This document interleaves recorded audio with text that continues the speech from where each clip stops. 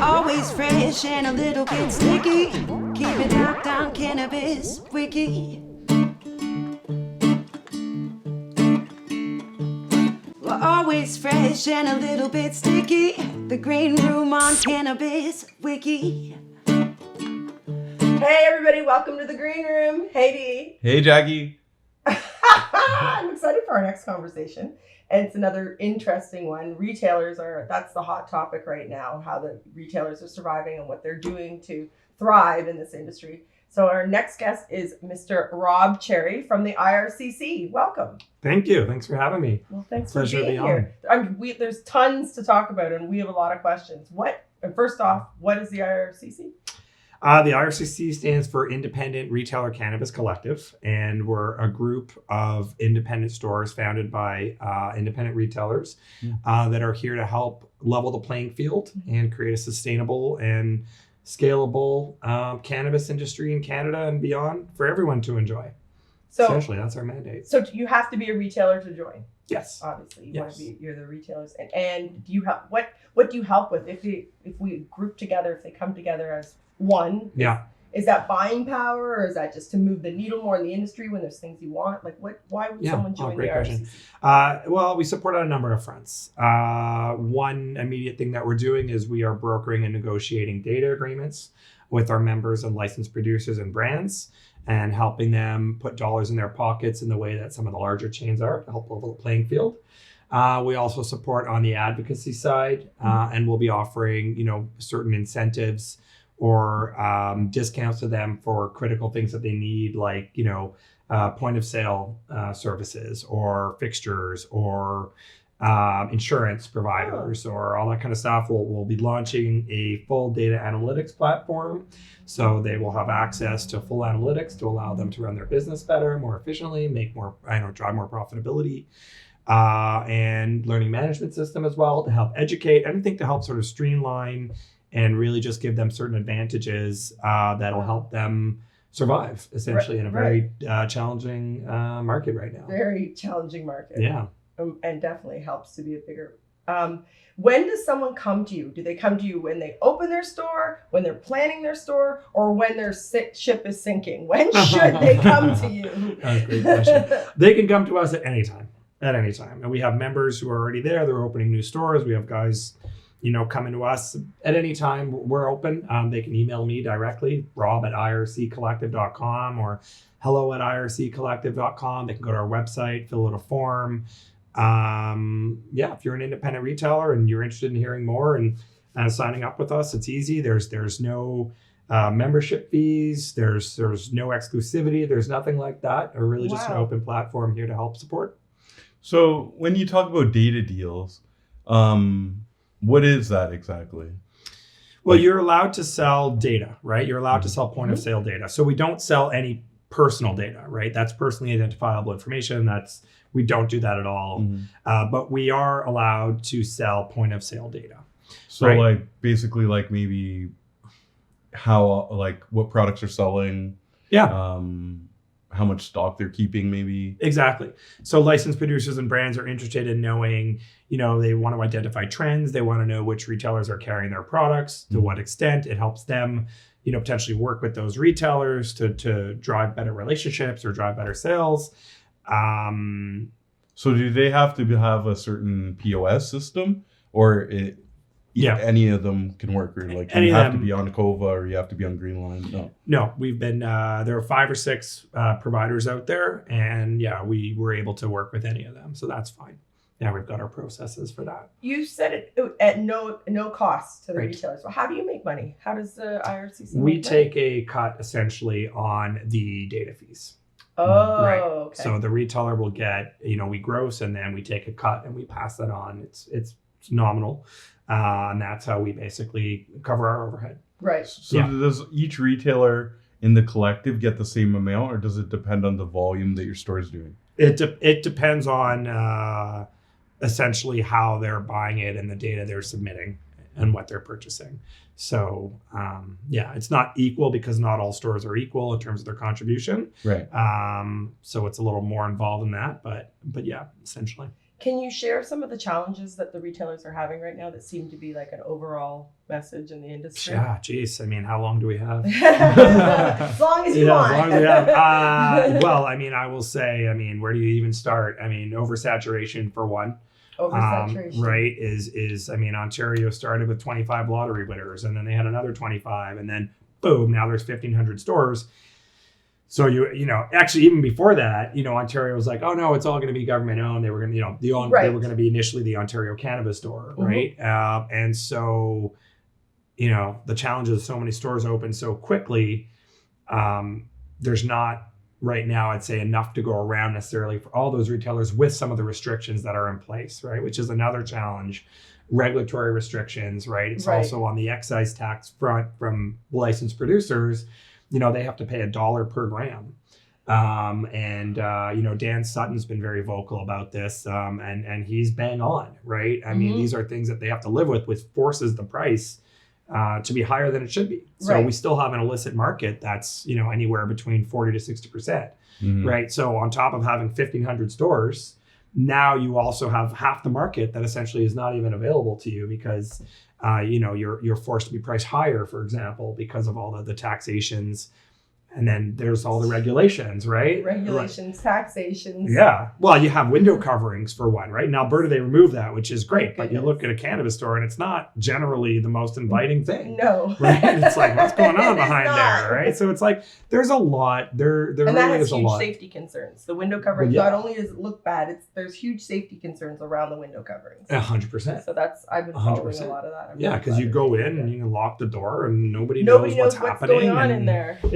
It's very scary because financial concern is one thing, physical concern is another.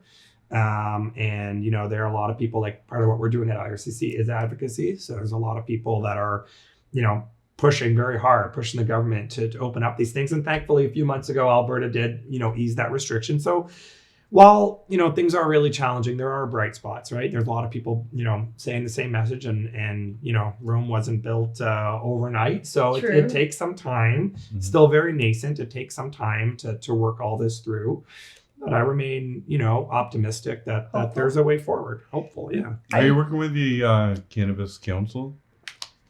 Yes, we've got a lot of sort of different tentacles with different advocacy groups right now, helping us sort of, you know, move some of those larger issues along while we deal with some of the short-term issues, like I was saying, on the data fees and other rebates to help level that playing field and put dollars in their pockets to help them survive. You're probably the first guest who's actually said the legacy of the illicit market is about 60%. Yeah. Everyone downplays it. Right. And I think... But he's a data guy, Jackie. That's why. So he knows. Right. Like, yeah. Everyone says it's so much lower. And which is not right. Which is not right. Well, 40 to 60. But I mean, I would say depends on, I mean, my view is like, how do you even get that data? Right. Exactly. So I'm always be like, oh, let's take it with a grain of salt. If they're saying it's 50, it's probably closer to 55 or 60. But, of course, it varies by province as well. Right. But, you know, if we're talking regulations, you know, in Saskatchewan, for example, you know, retailers are allowed to deal directly with the licensed producers. So the open market is there. You actually have a real market where you could do the kind of things at retail that you would see in other industries. Right. Right. Like actually, you know, negotiate an exclusivity, for example, have white label programs. Right. And because of that, the pricing went way down in Saskatchewan. You didn't have these government bodies like OCS or others kind of in between taking their markups, which is, you know, puts a wrench into supply chain and inefficiency in government. So you're dealing direct. And, you know, by all accounts, you know, the illicit market has essentially been routed in Saskatchewan because, you know, the offerings there, it's fast to market, the price is good, and you can actually have retailers that, you know, differentiate their assortment and stand for different things, which is like, what a concept. Which is the hardest province to deal with? It's Ontario. Ontario. Ontario is right the now. toughest. Yeah. Like he's like there. It's like it's Ontario. It's Ontario. You know, OCS has a very significant markup structure. They're also even competing with their own retailers through their online platform. The listing process from the licensed producers is long. It's arduous. Yeah, you know, there's no guarantee. So how do you map your supply chain? And it's a growth cycle, right? It's not like you're necessarily running things off a conveyor belt in China or something like that. These are like, Right. you got a growth cycle, you got a plan. Mhm. There's things that you don't know will happen in terms of, what the yield will be, what the potency will be. Right. Like there's a lot of variables. So, adding those sort of levels of complexity, I think, and government in there, I don't think is helping. So be would you honest. like to see them removed? Government removed completely? Removed? Like what happens? Like, Okay. Well, I think what would you like to see? Or hope? Yeah. You're hopeful. What are you hopeful that will happen? They just lighten up a little, or they're gone, or they let the people speak. Like what? I'm hopeful that it's a tough question to answer because it's hard to speak on everybody's behalf, right? And that's something at the IRCC that we're doing on the AFSC is just push for overall change. So what I could say is I'm hopeful that the government revisits the excise taxes. I'm hopeful that the government opens up marketing restrictions. I'm hopeful that the government stops treating cannabis like crack, right? It's always shocking to me. And don't get any ideas, anybody listening, but like when you walk in, if you ever saw the movie Drugstore Cowboy, right? You walk into the pharmacy and you've got literally, probably $1 million worth of prescription medicine sitting behind a counter with no security and anything.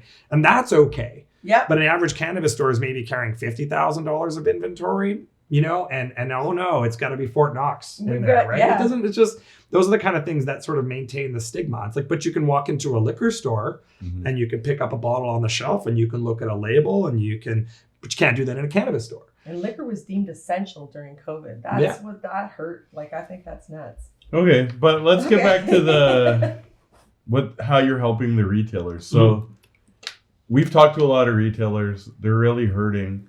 You're a data guy.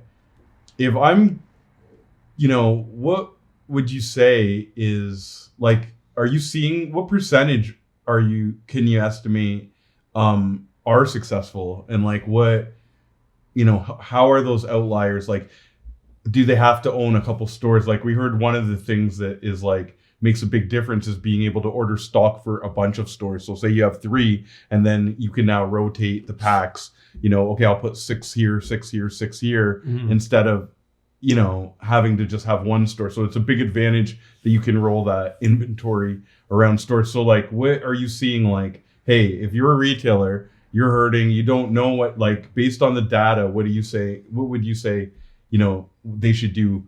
Obviously the first step is to join the IRCC, but beyond that, just join the IRCC. We got you covered. No, we're here to help. There's no silver bullet here, obviously, but we're here to help and support and make a difference.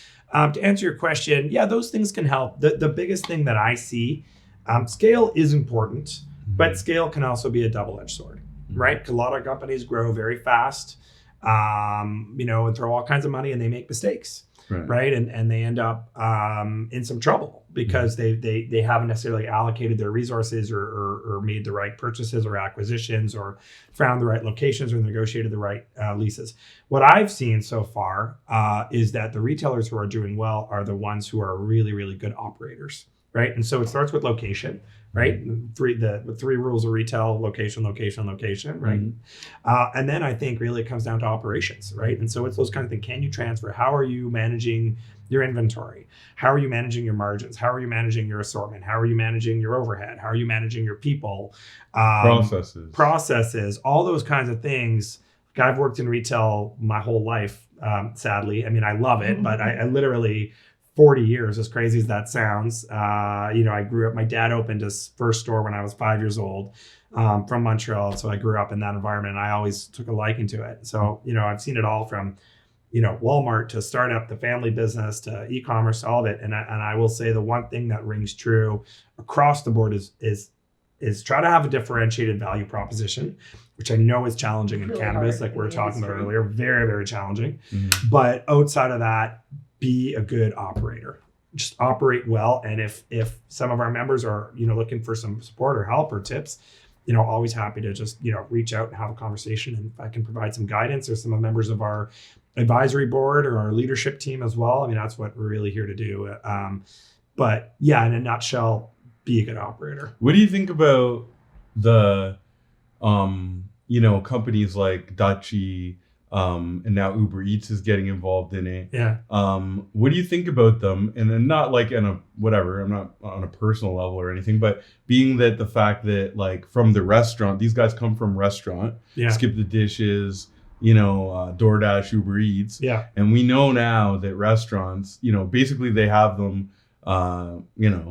under a barrel, Mhm. and they force themselves in to be basically partners because they end up taking 20-30% of the business once they flip the switch. So like these people who are joining in, and would you advise them to like be in control of, because it feels like people are like they're just like rushing through, they're not considering it, but like what's to stop any of these people when they have all of this data to then just open up their own thing or charge predatory front end rates? It's a great question. I mean, there's a lot in there. I would say what's to stop them from charging predatory rates is things like the IRCC, Mhm. right? Because if you have a service that you need, and Dutchie does a lot of great things, they're a great company, Mhm. but if you end up charging too much or being absorbent, well, there are alternatives, and that's where the IRCC can potentially help and negotiate discounts or or group pricing and stuff like that to support.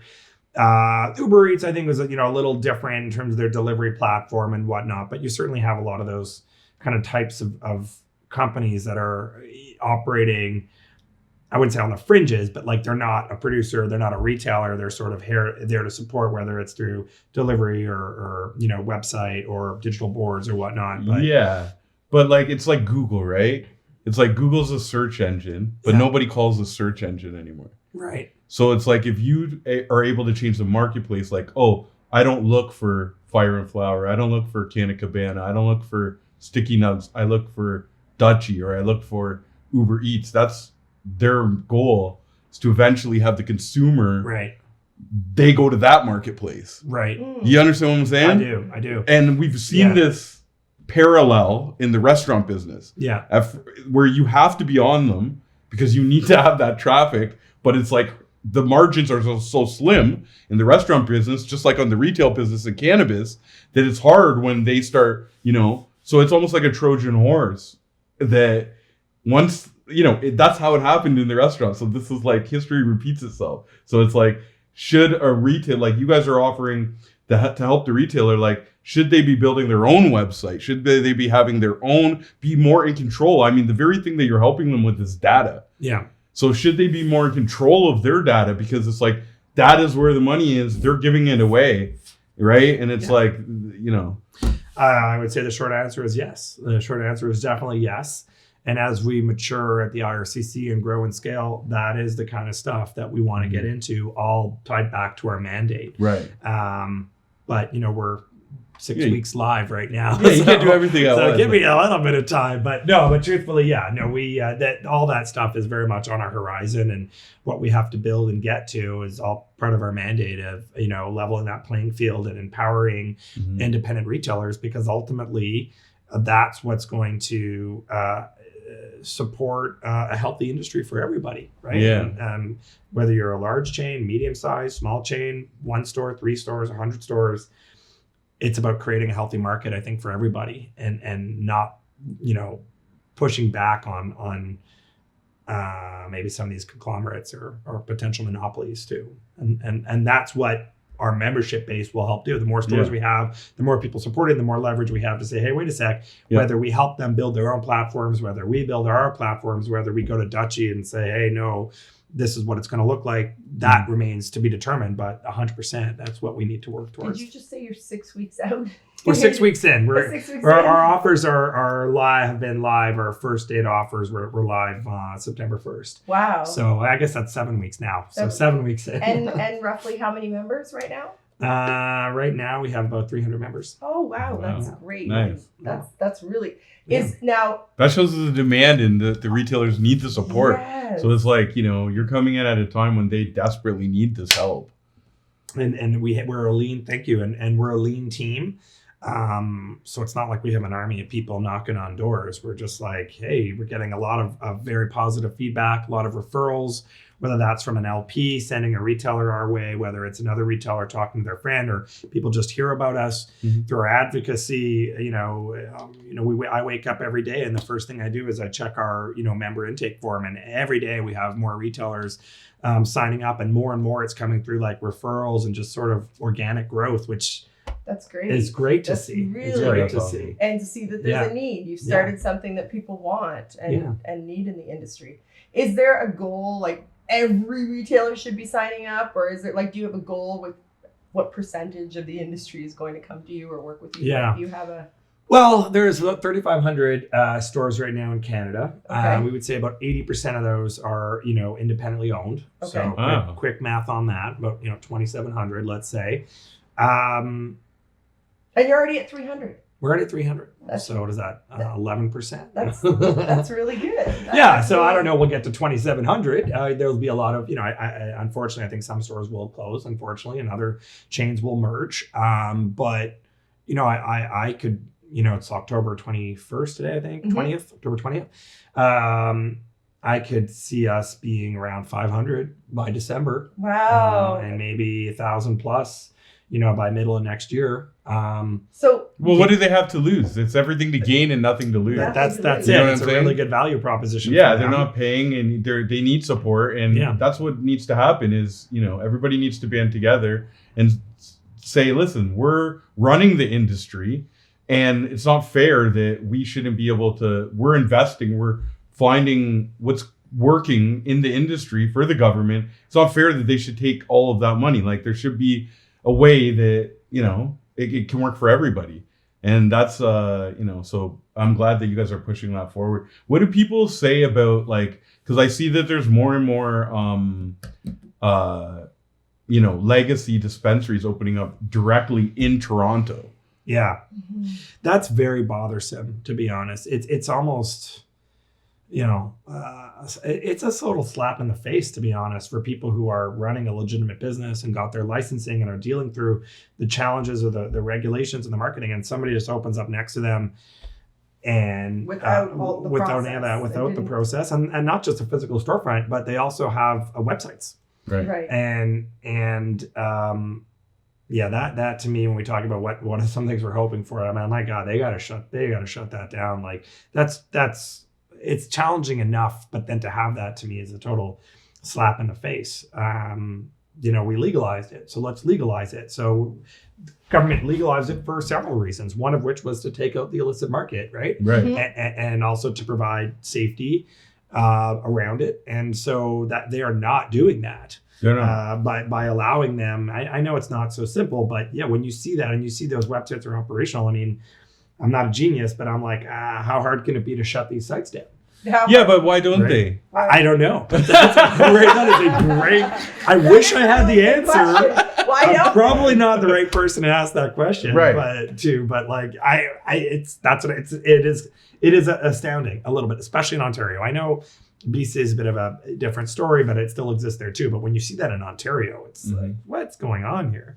So- Yeah, but like, so would you think that people who are like supporting those kind of sites, the community that's trying to do it the right way, they should boycott them?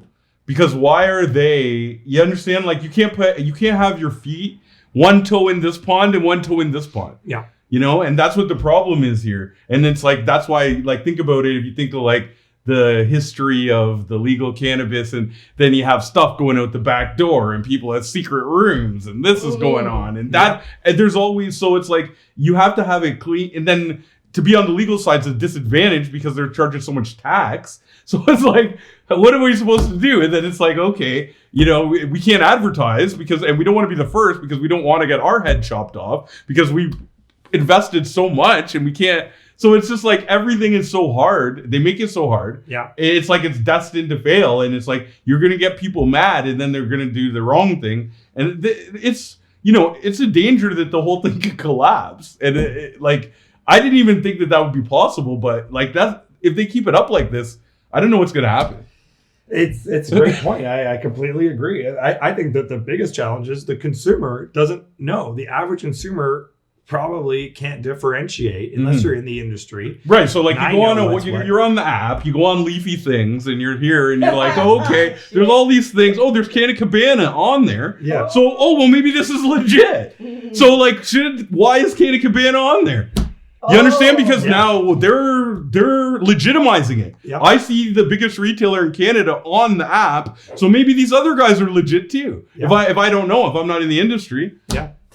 But 100%. And you walk in, and I know just like, friends of mine in my neighborhood or my demographic, they don't know, right? They don't know. I was just going to say, And they're like, I'm buying from this site. I'm like, I would point out, like, where are you buying it from? They're like, I just got this 500 milligram edible. I'm like, okay. But they honestly, they don't know, right? Right. They don't know. And so I don't blame the consumer. No. It's not right? It doesn't make any sense. That was the conversation at that Grass on the Hill in Ottawa over the last few days that came up a lot, that like the regular consumer doesn't know about the excise tax, about what they're buying, about what they're doing. Like there's not enough information out there to see how this whole system is set up for failure. Like Derek said, like how and then we're going into a recession, so people are going to want cheaper weed, and then you got someone selling $20 ounces, and you're like, well, like, okay. So it's like, yeah, well, but the government needs to care. Right. A lot of advocacy, but they also need to care. Mm-hmm. To be honest, some do, some don't. It feels sometimes like it falls on deaf ears. Mm-hmm. And I think that's a challenge too. I'm like, well, you built this industry. You have hundreds of thousands of jobs in the industry. You're collecting billions of dollars or tens of millions of dollars of tax revenue. Sure. Can you please just spend like a little bit of effort just to make sure that like people who have, invested in this and are living and breathing this every day and can actually make it rewarding to do the right thing. And it doesn't exactly. And it doesn't have to be, we don't even need wholesale changes. We just need some tweaks of some of the stuff we even talked about a little bit earlier, but we need to get politicians to care.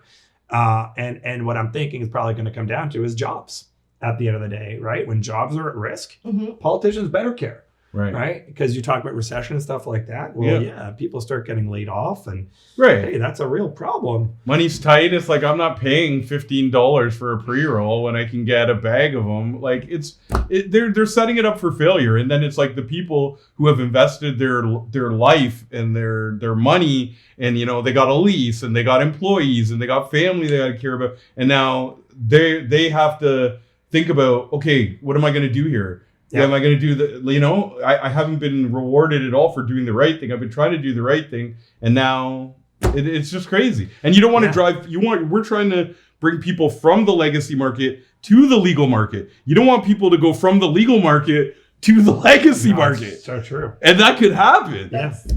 Like you just said, they've set up this $1 billion industry that can't fail. That's failing. Well, the government's making the money though, right? Like OCS is making all the money in Ontario. It's like, well, did we set this up so OCS could make the money? Because that seems, last I checked, we have a conservative government that talked about, getting government out of business and stuff like that, unless it's lining their pockets.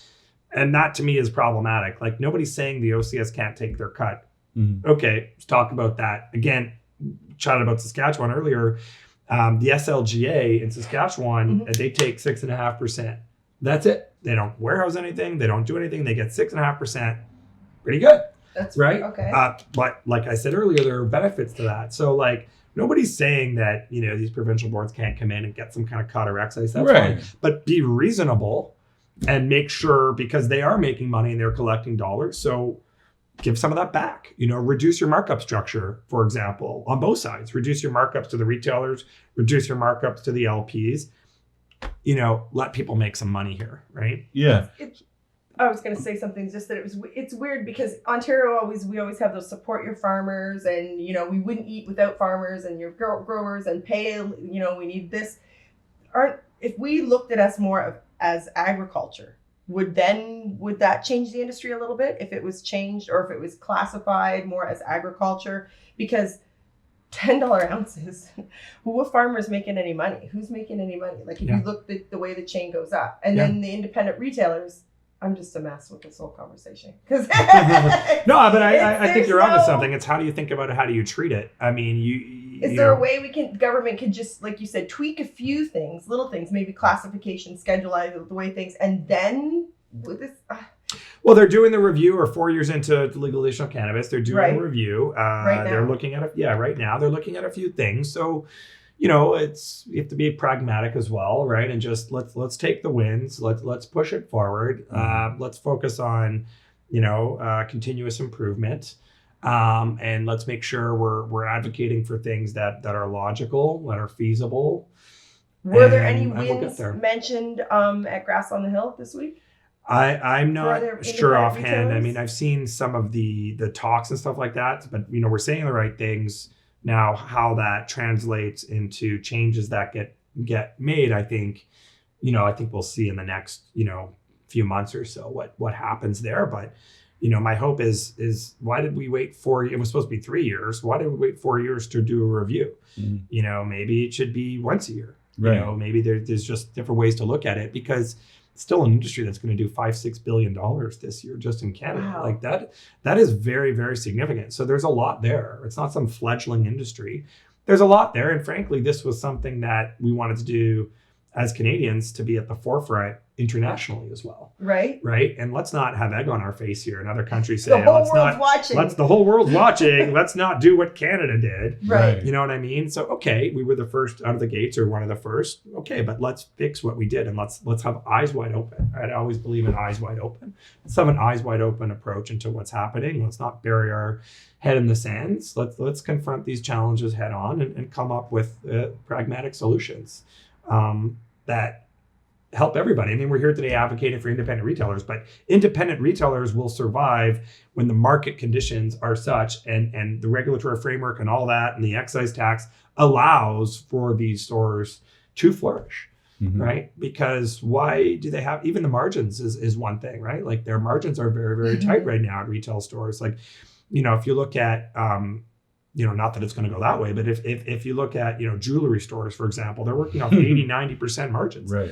Cannabis stores are around 25, 30, depending. Well, why, if we reduce the excise, for example, and reduce some of the markups, well, maybe those margins shift to 35 or 40. Right. And like I said, I've been in retail for, way too long, but it comes down, it's a simple calculation. Sales times margin equals gross profit. Right. And moving that margin up by a few points can be a huge difference for these independent retailers. And that's also something we're trying to do with the IRCC, is help improve their margins, their net margins. Get them some money back with data, get them savings, some deals. Exactly. That's so great. I want to join you. Do I just call? I send an email? What happens? I want to join the IRCC. Go to our website. Okay. Yeah, or find us on LinkedIn, Instagram, Twitter, our website, irccollective.com. There's no cost to join. No cost to join. There's no cost to join. There's no arduous contracts, very simple terms and conditions. And that's it. Or, reach out to me directly, Rob at IRCC, at irccollective.com, or hello at irccollective.com. Or like I said, check out our website. There's an intake form. We'll get you all the information you need. And, we're trying to keep things as simple as we possibly can in what is already a very complex space. So we're just like, how do we take something that's very complicated and really just try to simplify it and make it as user-friendly as possible? So, well, I might own an independent retail, not that I do. I have a location, and I would need you, like listening to you talk about data and the buying power and lawyers and insurance and that's stuff that we need. Like I might run a little store, but I would definitely need this backing. Even the support too. Do you guys have a Discord or something? A Discord? What do you mean? Like a group? Or like a forum? Like they call it a Discord server. It's like where you can put stuff and members can, Yeah, we will get there through our learning management support. But that's all the kind of stuff we want to do to get that. I mean, right now we do a really strong team on our advisory board. So we've got a really good cross section of independent retailers from across the country. But moving to, Discord and stuff like that and having those engaging conversations. Great. We had some webinars last week. And we had some great conversations on those. We didn't want to be dogmatic. We said, this is going to go for an hour. We want to talk for about 20 minutes and then just open it up to Q&A. Yeah. Right. And like I said, let's just talk head on. Sometimes it's just the support. And knowing that there's other people in that same situation and hey, we're going to all try to do something together to get through this, right? Exactly. It was really nice. Yeah. And then you also, there's networking that can happen through that. There's synergies. Anything we can do to help, move it forward and help support, obviously we're doing. One more question that I wanted to ask you. So because you were saying about the so how does flow through work? And I know that you can now do a white label for your store, right? Sort of. Okay, explain that because Sam has the sticky nuts thing. Yeah. Snuggets. And then I was talking to somebody in BC a couple days ago and they were saying that there's some way that you could do that if you can go to a retailer and then get an order or something, you can then go to OCS or something and somehow get it through. I'll try to explain that as best I can. It's different. I think what you're talking about there are two different things. So you're talking about the second example was direct delivery in BC, where retailers can now order directly from certain LPs who are able to deliver directly. Right. And that can't happen in Ontario. That's it can. It's just it's not on the docket yet. Okay. Right. And so in BC, again, the LPS get licensed now. I don't think they're negotiating the cost directly or any of that, but they can deliver directly, which, again, talked about steps in the right direction. I think that's a step in the right direction, right? Allowing retailers to deal directly with the LPs in some capacity is huge. In Ontario, flow-through is a little different. Flow-through just refers to the way, and I won't bore everybody with supply chain terminology, but it's just, basically there's one of two things. Either the OCS stores that product regularly and keeps it in stock all the time, or they would do flow-through, which is in and out. So they would collect the orders from retailers on flow-through, and maybe it's 100 cases. They bring in 100 cases. 100 cases ship out. So it's literally just kind of in and out. And so I think what Sam was probably referring to with the nugs was he's developed a private label, his own brand, which is going through the flow through route, which is what OCS wants to do, which is fine. That is still different from Sam being able to say, that is exclusive. I am the only one with that product, right? Which is when you see private label and other, like Kirkland at Costco, right? It's they're the only guy carrying it unless someone goes to Costco, buys it, and puts it in their store. So no matter what, and tell me if this is still true. So I have a product, say we were at Sensi and they have a farm gate. So now they grow a product or they have a product that they're producing there, but then they have their retail location. And they were saying that they have a kind of OCS secure storage in the LP side. Yeah. So then they don't have to ship it all the way and then back. So it's hey, this is in the OCS system. And then they can check it out from there to go to the store. Yeah. Now, if I do that, when you're talking about this white label thing, does that mean, and I know it used to, is there any changes? So I'm Sam, I produce this. I have to allow other people to buy it, right? I have to give a percentage in the OCS. You have to list that so product then now, so other people can buy it. Right. Right. So I can't have a great product that I can sell only at my 3 Sticky Nug stores. I have to give the opportunity legally for someone else to be able to order that SKU. Right now, that's correct. Yeah. So there's that's a problem. Yeah. Right? Because if you develop, we talk about differentiating your assortment and your brands. Right. If Sam develops an amazing product and brand that's Canna only Cabana available can literally order it and start selling it at their 125 stores. And maybe undercut them on price. Right. So why go through all the steps? I mean, I commend them to do it, but it's wait a sec, I don't even control this. Right. And versus, another retail where, like a President's Choice, for example, nobody else is going to carry their decadent cookies. That's theirs. That's their brand. And people will go to those stores to look for those brands. And that's what, in my view anyway, what a healthy market looks like. It looks like retailers being able to carry their own differentiated assortment, having their own brands. And you would go to a Sticky Nugs because you're going to buy his kick-ass product. Right. And that's the only place you can get it. Right.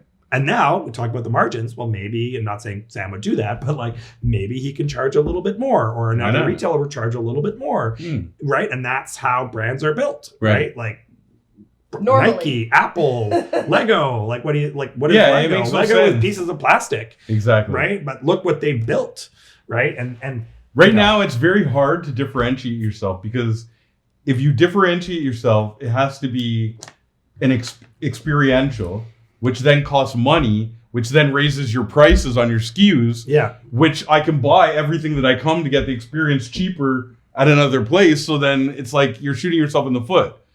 Totally. Or on OCS.ca. Yeah. Right? 100%. I couldn't agree more. Wow. But it's so hard to, I mean, really, guys, everybody needs to band together, join the IRCC, and really get your voice heard, and because, it's very hard to claw back. Once the government starts taking tax, it's hard to tell them to take a little bit less, bit less. We really need the support here. So, yeah. Thank you. Yeah, that's, wow. Big, lots of work for you. A few more gray hairs.